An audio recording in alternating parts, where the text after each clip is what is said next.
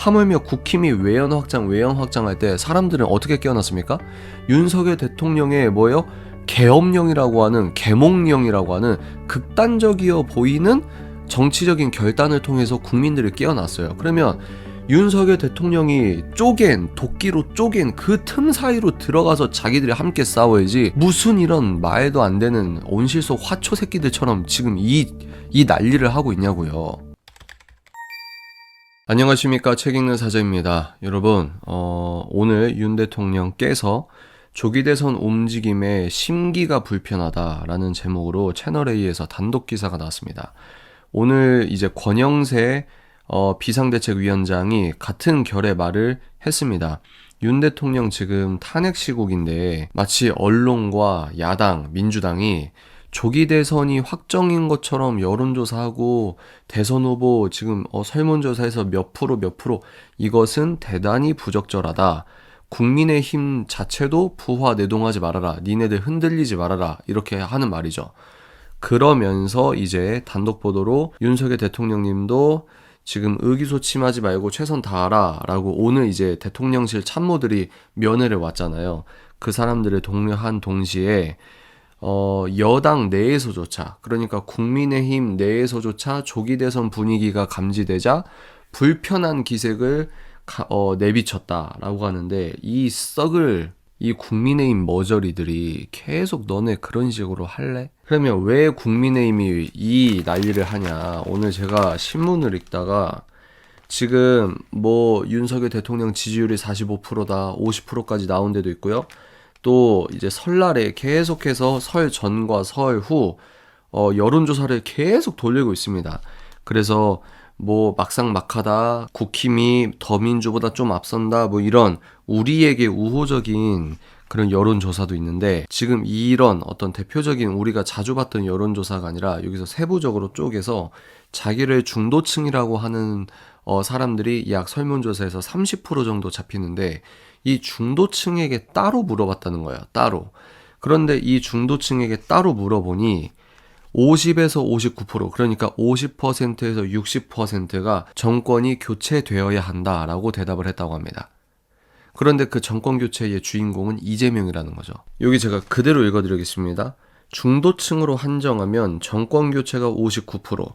근데 정권 재창출, 이 말도 좀 짜증나는데, 일단 정권 재창출이 33%로 26% 격차가 유지됐다는 거예요. 그러니까 지금 누가 더 중도층을 흡수하느냐의 게임인데, 그런데 이 국힘이 이런 여론조사를 보니 그러면 중도층은 여전히 지금 정권 교체가 유리하니 중도층을 사로잡기 위해서는 우리가 이러해야겠네 라고 하며 나름대로 똑똑하다는 사람들이 모여서 전략 할 텐데, 거시적 차원에서 이제 권영세 비대위원장이 오늘 똑바로 얘기를 한 거죠.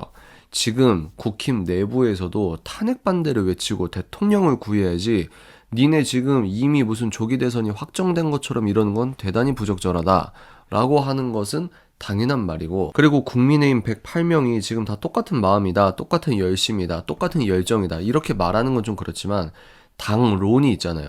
당의 의지가 있고 당의 어떤 공식적인 행보가 있고, 그러면 플랜 B, C를 준비하는 것도 일리가 있겠지만, 지금 완전히 초점을 집중을 해야 되는 거는 윤석열 대통령을 지키는 것이고, 헌법재판관들이 자기들 멋대로 정치 편향적으로 판결을 못하도록 압박을 하는 것이죠. 물론 권성동 의원이나 국힘 자체에서 계속 헌재를 압박을 하고 있습니다. 그런데 여론을 설득하는 과정에서 중도층을 설득한다고 하면서 마치 한동훈처럼 본인들의 입사각을 좌파처럼 벌려가지고 이게 오른쪽 정당인지 아니면 이재명 더불어민주당 이중된지 이렇게 모르면 안 되고, 분명하게 계속해서 선명한 목소리를 내주면, 분명하게 국민의힘이라고 하는 여당은 매크로한 목소리를 내주면 거기서 우파 유튜버든 아니면 뭐 여러 오피니언 리더들이나 농객이든 거기에서 이제 각자 주제 잡고 설득하고 설명하고 하는 거지, 일단 국민의힘의 매크로한 관점과 어떤 설명과 설득의 초점은, 논지는 정확하게 대통령을 구하는 것에 올인을 해야 된다는 겁니다. 지금 윤석열 대통령은 자기가 구속이 됐을 때 이것까지 내가 감안을 했다. 이런 상황까지 내가 결연하게 준비를 했다. 나는 국민과 끝까지 싸우겠다. 헌재에서 이렇게 끝까지 싸우고 이제 또 며칠 뒤면은 말도 안 되는 형사 재판도 시작되는 거 아닙니까? 거기서도 내가 당당히 변론하겠다. 지금 대통령이 의지를 갖고 지금 불법 구속되는 상황 안에서도 지금 싸우고 있는데 지금 국민의힘 여당이 윤석열은 이미 버리는 카드고 나름대로의 전략을 짠다는 기류가 보인다? 그 자체가 국민의힘이라고 하는 정당의 당위성 자체를 스스로 없애는 꼴이다. 저는 이렇게 생각을 하는 겁니다. 그러니까 여당도 지금 여기 여러분 제목 보시면 여당 외연 확장 나서야 된다. 그러니까 외연이 어떻게 확장되느냐? 극우처럼 몰릴까봐 톤 조절하면 망한다고요. 그렇게 해서 오른쪽 정당에서 뽑힌 대통령 지금 두 번째 탄핵 되기 직전이지 않습니까? 아직도 정신을 못 차립니까? 하물며 국힘이 외연 확장할 때 사람들은 어떻게 깨어났습니까?